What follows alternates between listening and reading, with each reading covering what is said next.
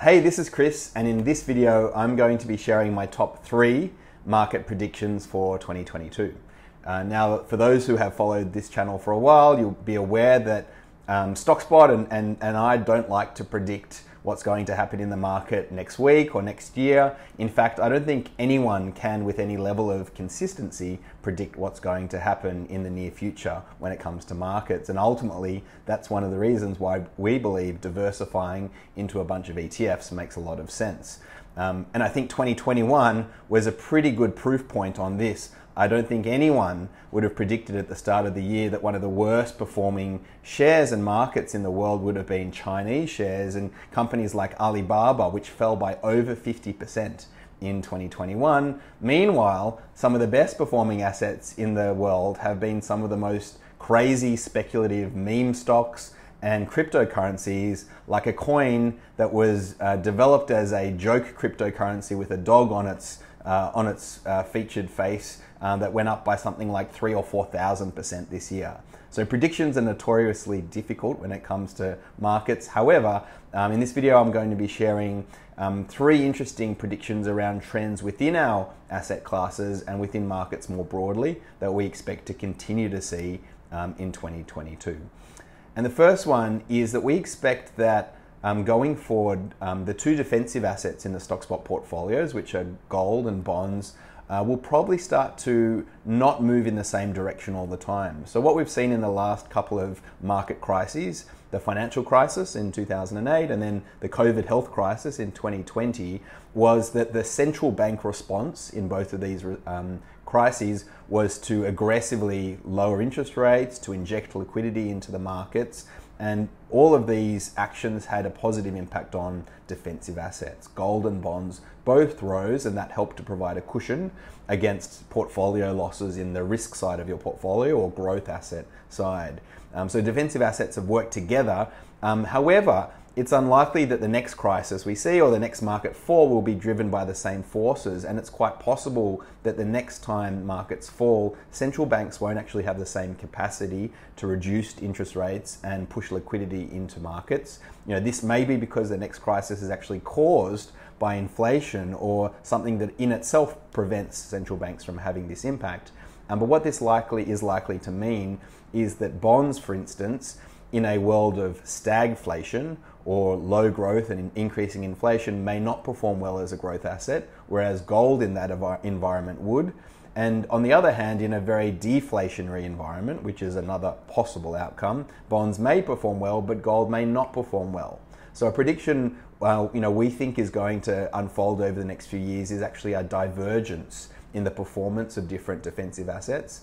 And different defensive assets are actually going to protect against different market outcomes. And really this is a good reminder of the need for diversification across defensive assets because they can't all protect against the same market outcomes.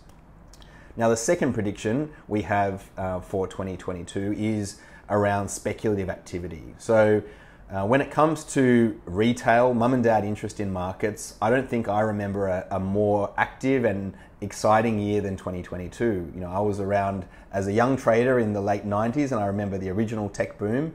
And then there was a similar sort of feeling back in 2006, 2007, before the market correction we saw in 2008-9. But this year, on the back of everyone working from home, people having more time on their hands, people not going on holidays, so being able to save up, and just generally interest in markets and investing, there's been a huge amount of activity in trading. This was seen originally at the start of the year in meme stocks in the US, and Robinhood was a huge search term people were seeing online as people wanted to know how to set up online trading accounts. Then we saw a big cryptocurrency run in the middle of the year. So this wave of speculative activity has moved from one asset class to the next and from one sector to the next. And just generally, there's a lot of interest in investing. What I think we'll see in 2022 is a shift away from this speculative activity, most likely caused by these speculators losing money and giving up on this ability to make short-term wins, and that shift of money moving into more boring long-term style investing, like the sort of investing we encourage clients to do here.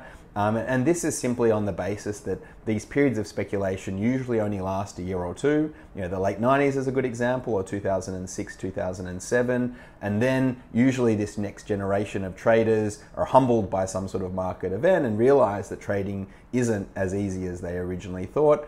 This actually, I think, counterintuitively creates the next generation of index investors, because these are people that now realize the benefit of investing, but then also appreciate how difficult it is to beat the market over the long run.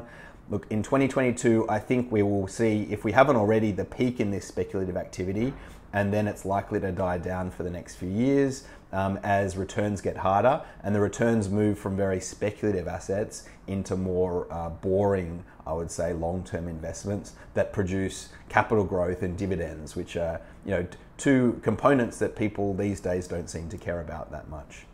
So reduction in speculative activity would be my second. And the third, I think we'll see in 2022, and we've started to see this in 2021, is high dispersion in the performance between different sectors in the market. And so dispersion basically is a measurement of the difference in performance between, it could be different stocks or different sectors. Sometimes we're in markets where all shares move up together.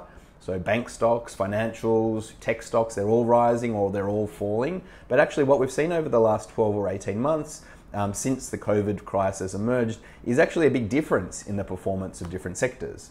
And so back in 2020, we saw sectors like financials and oil stocks plummet, while later on material stocks and stocks related to raw materials really boomed as people expected inflation to come. We've seen a reversal of a lot of that this year, with oil stocks up very strongly, financial stocks up, but then other sectors not doing so well. So there's actually a big difference between the performance within our markets at the moment, and it's something you don't really see if you're diversified and own the whole market. But this year, actually, financials are up close to 40%, which has been really positive for the Australian share market, whereas other sectors like property haven't done quite as well, on a view that inflation may increase in the future. I expect this divergence in returns to really continue as market participants, try and anticipate what that future environment's going to look like when it comes to inflation and growth and employment. And based on different potential futures, there are very different potential performances for these sectors. So for instance, financials do well when there is an upward sloping yield curve, so people expecting higher interest rates in the future, because banks generally profit from borrowing in the short term and lending in the long term. So they basically earn some of that, capture some of that yield, and that's why financials have done well. But in an event where people don't expect interest rates to increase, financials may not go as well. But I do think we'll see big divergence in returns. Now, you'll often see market commentators come out and say, look, when there's big divergence between stocks or sectors, that's a stock picker's market, or it's a great opportunity to beat the market. And it makes some sort of sense. You'd think that if things are moving in different directions, then there's a great opportunity of finding the things that are going up and avoiding the things that are going down. In practice, this doesn't actually happen. So there's been some great research that's been done on this, most recently by S&P, and I'll put the study down in the comments below, around periods of high dispersion and low dispersion, and whether it's actually better for active fund managers or picking stocks. And what the studies basically show that is, in periods of high dispersion, the returns from fund managers also have high dispersion. There are fund managers that do very well, and there are fund managers that do very poorly, but on average, they still underperform the market. So it doesn't mean they have any sort of edge in picking which stocks are going up or down or sectors. It just means the ones that bet it right do better, and the ones that get it wrong do even worse.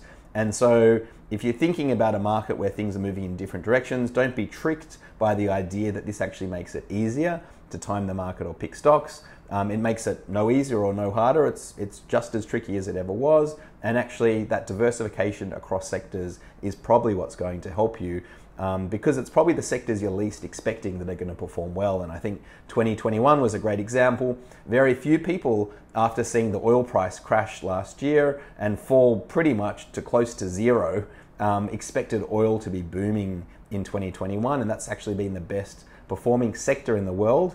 And the second best has been financials, and no one really expected, at least in Australia, that the banks would do so well last year, because everyone was stressed about whether people would be able to pay off their mortgages and whether the economy was going to survive out of this COVID crisis. So keep your money spread across different sectors would be our advice, but expect to see a wide range of returns across sectors.